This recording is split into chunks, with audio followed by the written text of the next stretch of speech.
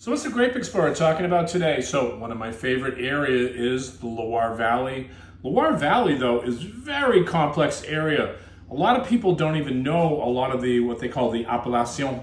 So I'm going to explain one today that's one of my favorite areas, and it flies under the radar. Nobody really knows these wines too much, except for people in the trade. But the consumers who we're trying to at least share our information, share our knowledge with, we want to showcase an area today. This is called Cheverny. And Cheverny is a beautiful, beautiful wine. They also make Pinot Noir styles of wines too. So they make reds there. But we're going to highlight today, which is called the white wine. And we're going to point it right out on our big map. It's our appellation or AOC map. And as you can highlight right here, we're going to show you as you zoom right in on this area. Right here, it's called Cheverny. It's right near Touraine here. And on the other side is very famous area, Sancerre. So it's just right on the other side of Sancerre. And you got Pouilly-Fumé here, but Touraine is right here, which makes beautiful Sauvignon Blanc wines. But this Cheverny is the wines that we're going to talk about today because this is a very, very special appellation. But what's unique about this area, or the wines of Cheverny, is the grape or the selection of what they try to do.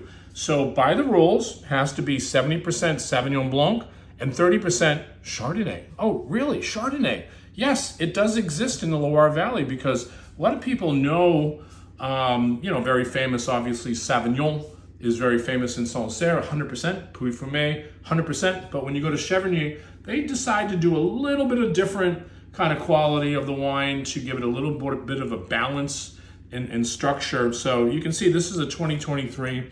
This is a very interesting producer, by the way. So just wanted to at least highlight this producer. But this makes very dry wines. It became an appellation in 1973. We also wanted to point out our beautiful Loire book, which highlights every single area in the Loire Valley. This is the Chateau de Cheverny, which was built in the 16th century. It's beautiful, as you can see. This whole area is just oodles of history, but the wine region is spread over 532 hectares, not very big, 24 communes, and the whites are composed of Sauvignon Blanc and blended in with Arbois, Chardonnay, and small. They also make sparkling wines here, but just very, very small amounts. But we really wanted to highlight this wine because we think that because they blend in a little bit of Chardonnay into the blend, it gives it a really interesting, stylish kind of style. So I wanted to talk about this producer because they're in an area which is near the Chateau of Chambord. If anybody knows, a very famous liqueur that comes from this area, Chambord, which they blend in to make a Kir Royal. Those are really, really beautiful products. A lot of people might have seen them. They come in this beautiful Chambord kind of bottling. But that's a liqueur, that's not a wine. And Cheverny right here, and if you're looking on a label and you want to identify exactly how to read a French label, you can see, the producer's name is here, and then they also have what's called the appellation, which is called Cheverny. But we also, at least want to highlight this wine because I love Loire Valley wines. They don't get a chance. Most Americans really kind of pass it on the shelf, maybe because, people don't spend that much time. And not every retailer actually has a wine from Cheverny. So I was quite pleased when I saw this wine because I wanted to give a shout out to this area because as a Grape Explorer, I'm not only talking about grapes, but I want to highlight areas that really don't get a chance. And when I say that, people really just don't really understand these wines. So that's why I want to kind of explain it. I want to give it also a little bit of a tasting note on the wine. So as we jump into this wine, you can see this beautiful color. This is 2023. Look at that. It's just straw yellow gold. It's just absolutely gorgeous color. But what I smell right off the bat is honey. Like I can just, honeybees just floating above me here, smelling this beautiful like honeycomb that just kind of jumps right out. You don't smell that in Sancerre. Sancerre does not have that kind of a nose. I've never smelled it in Sancerre before. So that's kind of an interesting nuance that actually shows up in Cheverny if you love honey, like I do, and you want to smell something like that.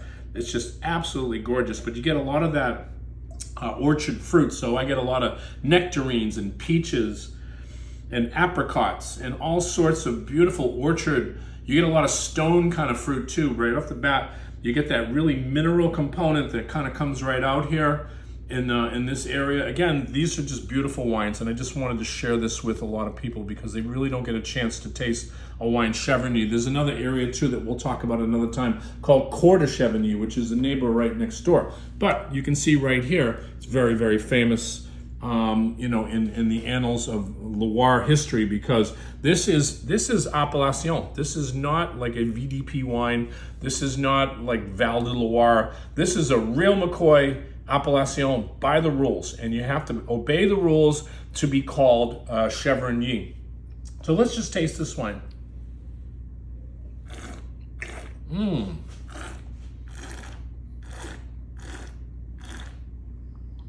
Pinpoint, apricots, peaches, nectarines. You get that beautiful acidity structure that just sings through the wine. This is actually a fabulous wine. It flies under the radar. It's like under $20 a bottle. Yes, under $20 a bottle. To experience something like this in France, you need to really go out and just try it. This is a wine that I bet if you put in front of somebody and you tasted blind and you want to surprise them and you say, tell me what this wine is, I guarantee first of all, they're not going to say Cheverny, and they're not going to be able to identify it because it has its own interesting nuances and flavors. That's why wine should be explored. You should try every wine you can while you're on this earth, because these are beautiful, beautiful, beautiful wines. One more taste here.